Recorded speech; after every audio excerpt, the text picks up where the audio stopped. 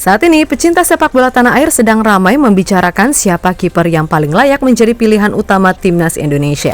Pasalnya dalam laga melawan Irak kemarin, Nadeo Argawinata benar-benar disorot habis-habisan oleh netizen. Hal itu dilandasi penampilannya yang dianggap one shoot one goal. Tentu saja nama Nadeo saat ini kerap dibandingkan dengan Hernando Ari, yang di mata publik dianggap punya kemampuan lebih baik. Namun, adilkah rasanya menilai kiper layak atau enggaknya hanya dari satu pertandingan? Terlebih, Coach Shin sendiri pasti punya pertimbangan mengapa ia memilih Nadeo sebagai kiper utama.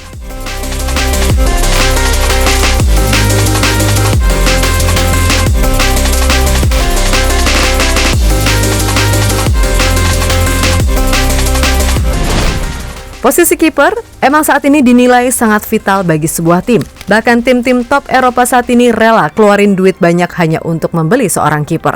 Alisson Becker, David De Gea, Manuel Neuer, Thibaut Courtois, Jan Oblak, Ederson, dan Ter Stegen adalah beberapa di antara kiper di era modern yang terbaik. Setelah dulu kita pasti mengenal rivalitas abadi antara Gianluigi Buffon dan Iker Casillas. Nah, berbicara soal kiper Indonesia, sebenarnya secara kualitas, kiper-kiper di tanah air bisa dibilang bagus banget ya enggak, tapi jelek banget ya enggak juga, alias rata-rata lah. Namun harus diakui kalau di level Asia, Indonesia belum punya kiper yang kualitasnya mentereng. Itulah mengapa banyak yang pengen Emil Audero segera dinaturalisasi.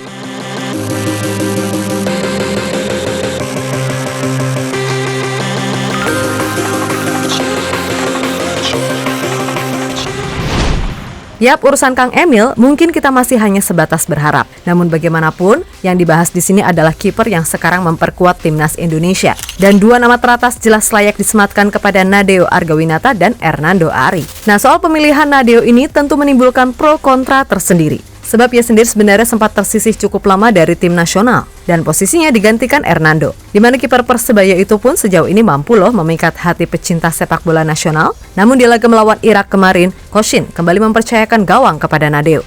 Dan hasilnya, ya tahu sendirilah ya, Indonesia kena bantai 5-1. Yang mana Nadeo kemudian dianggap sebagai kiper one shoot one goal.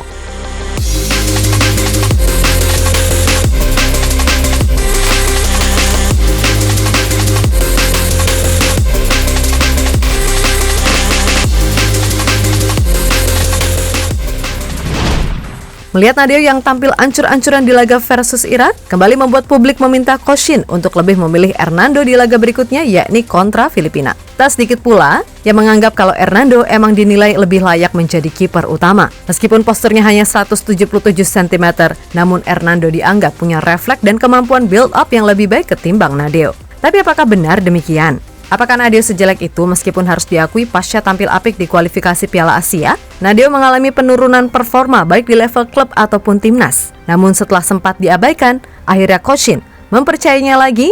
Namun sayangnya ya tadi, kena babat 5 gol.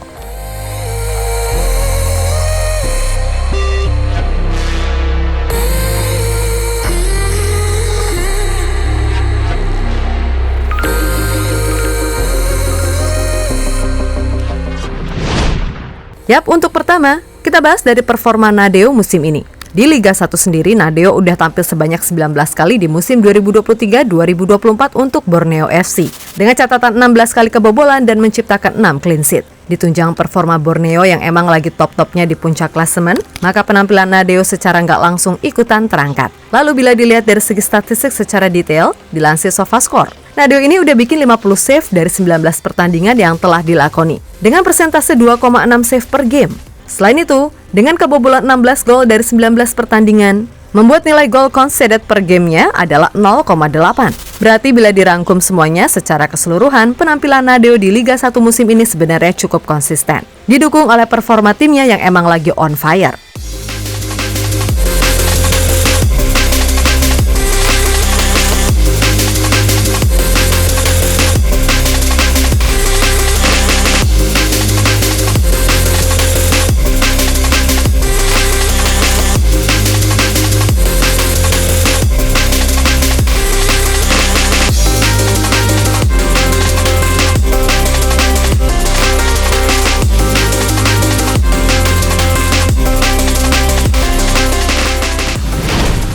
Nah, itu tadi dari sisi defense-nya. Kemudian untuk soal distribusi bola, Nadeo mencatatkan akurasi passing pendek rata-rata 84% per game.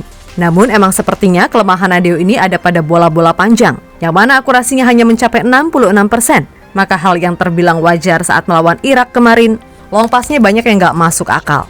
Anggapan Nadeo ini dibilang kiper panikan ketika di press? Memang nggak ada salahnya, sebab nilai interception per gamenya cuma 1,7. Sedangkan balls recovered per game hanya 4,4 dan clearance per gamenya 0,5. Maka kalau dibilang kelemahan Nadeo secara umum, itu lebih kepada soal reading the game-nya.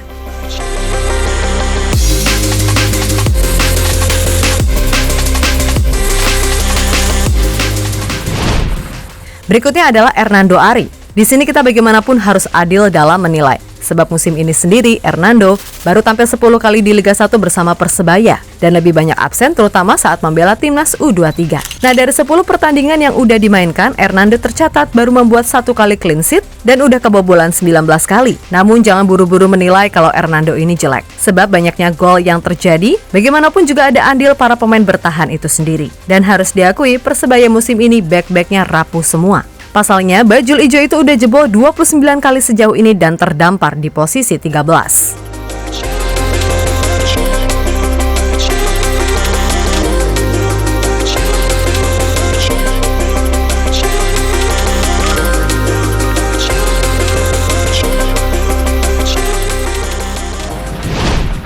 Nah, secara statistik, meskipun gawangnya jebol banyak, tapi Hernando mampu membuat 30 save dari 10 pertandingan, yang mana berarti ia tercatat melakukan 3,0 save per game. Selain itu, nilai goals conceded per gamenya adalah 1,9. Nah, itu membuktikan kalau emang refleks Hernando Ari ini bagus. Tapi bagaimanapun, salah satu kekurangan yang paling mencolok dari Hernando Ari ini, jelas posturnya yang cuma 177 cm.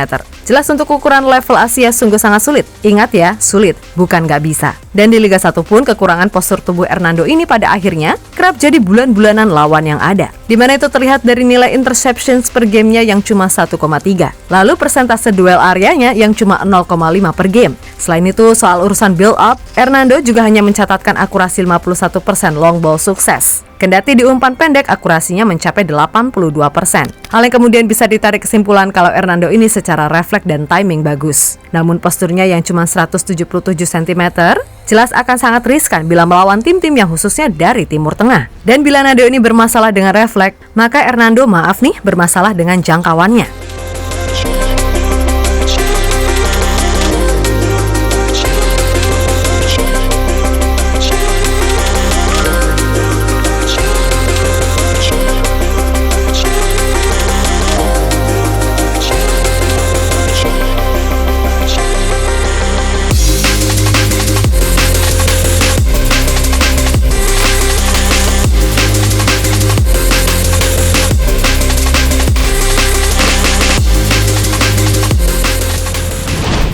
Ya, pada intinya baik Nadeo ataupun Hernando, mereka punya kelebihan dan kekurangannya masing-masing. Dan masalah siapa yang dipercaya tampil, tentu ini tergantung kebutuhan Coach Shin. Belum tentu juga kalau Hernando yang menjaga gawang saat bersua Irak bakal kebobolan sedikit. Untuk itu, mengkritik Nadeo boleh. Tapi ingat, hanya sebatas performanya ya. Jangan dibawa ke arah pribadi. Dan soal Emil Audero sendiri, ya kalau dibilang untuk bersaing di level Asia, bagaimanapun Emil emang paling layak. Tapi kan gimana pun, sekarang dua kiper utama Indonesia adalah Nadeo dan Hernando. Maka dari itu tetap dukung selalu, semoga di pertandingan berikutnya, siapapun yang tampil bisa bermain maksimal. So, kalau kalian sendiri gimana nih? Nadeo atau Hernando? Tulis ya di kolom komentar, oke?